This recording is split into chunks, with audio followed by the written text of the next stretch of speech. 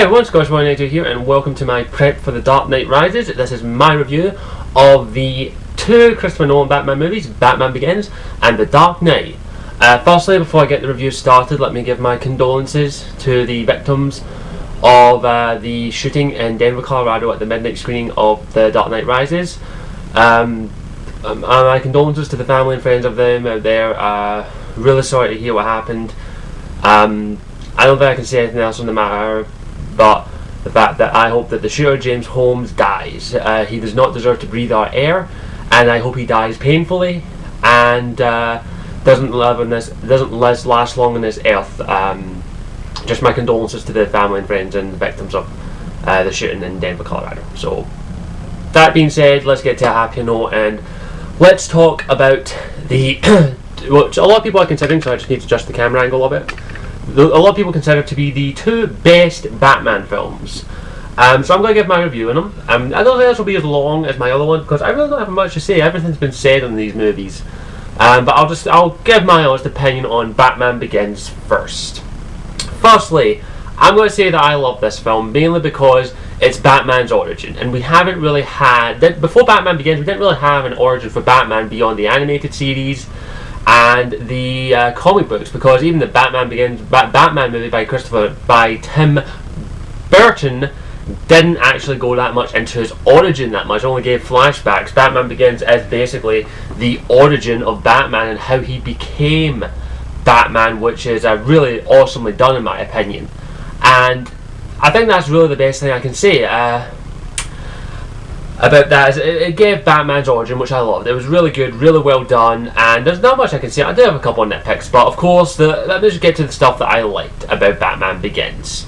Firstly, I enjoyed the origin of Batman. It was really well done. I enjoyed the detail that they went into with his origin detail and how he learned to fight, what he'd done after his parents died, where he was, what happened to him, things like that. I liked that. It was really well done. And also showing him evolve and becoming Batman, showing his early escapades right up to when he got the Batsuit, basically. And also how he got his utility belt, his armor, his Batmobile, basically, the tumbler, which I don't really like that much, but for a modern, realistic Batman, very well done.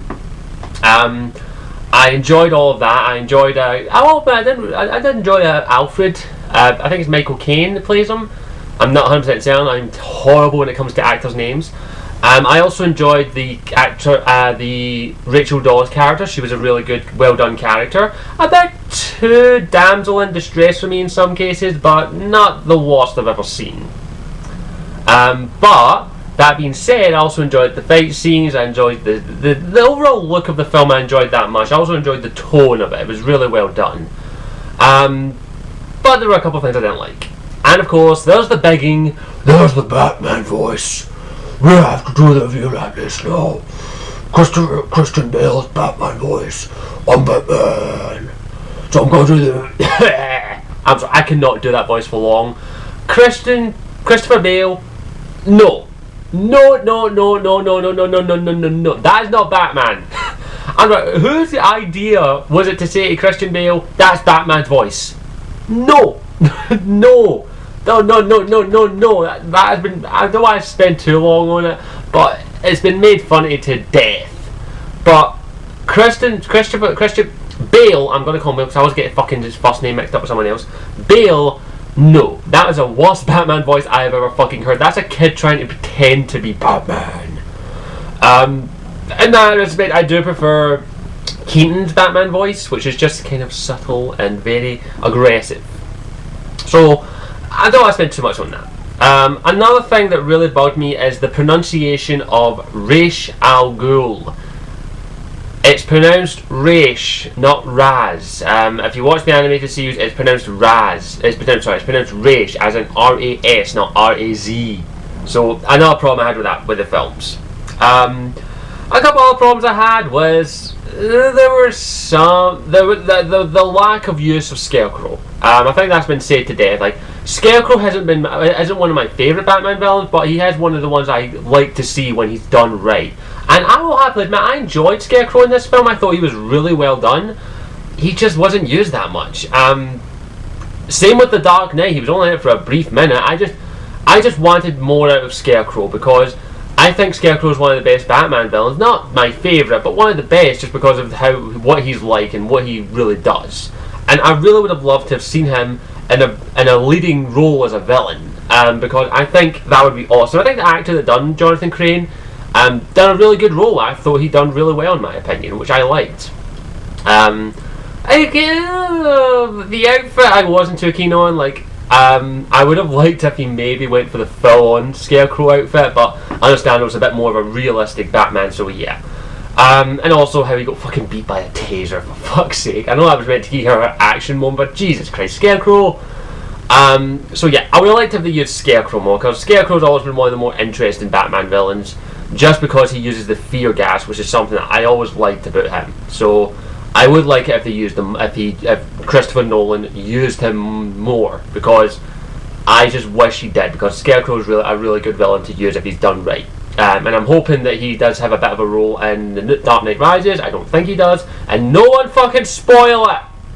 Okay, that's a big thing. No one spoil it.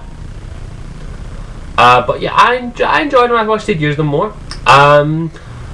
I don't think there's much else I didn't like about Batman Begins. I think Liam Neeson done a fantastic job as as Ra's al Ghul, because it was really well done. I didn't like the fact that the League of Shadows was kind of underplayed a little bit. I wish they'd played a little bit more on it, if I'm going to be honest. But overall, I think they've done really well. The League of Shadows was a nice introduction, and Liam Neeson, it's fucking Liam Neeson. I think he's done an awesome job as Ra's al Ghul, and I understand Talia al Ghul is actually in the new Dark Knight Rises, which I cannot wait to see. But I think Ra's was a fantastic choice for a Batman villain, for the first Batman Begins, basically, and Nolan done a fantastic job. I mean, I just didn't like the fact that they killed him off. But if you know the comic books, he technically can't die, but this is the more realistic Batman, so he probably is dead. So that's another thing. I wish they went a bit more comic booky with. That's a common complaint I've got with the Nolan films, is I wish he went a bit more comic booky. I'm okay with making it more realistic, but I would have preferred if he went a little more comic booky. I know it's maybe more realistic, but I would have liked if he went just a little bit comic booky, throw a little comic book into it and make it a bit more cartoony, but not too cartoony. Like the Dark Knight, like the Batman animated series, that was comic booky and realistic in a way. I would have liked if he'd done that and thrown maybe a little bit of it comic book into it, but understandable that's not his style. So I think that's all I've got to say in Batman Begins. I did like it. It was enjoyable. It hasn't aged well for me personally. I didn't like it as much as I did now. There were a couple of minor problems, nitpicks and all that, like Scarecrow I wish they used more. There was a wee bit too much shaky cam in my opinion, and the fight scenes were a bit too much of a clusterfuck. You could barely see the fight scenes in most cases. The only fight scene you could really see was the final fight scene between Ra's and Batman, which was well done. But you didn't get to see that much in the way of proper fight scenes, which I know that's what they were going for, but I'd have liked a bit more action, if I'm going to be honest.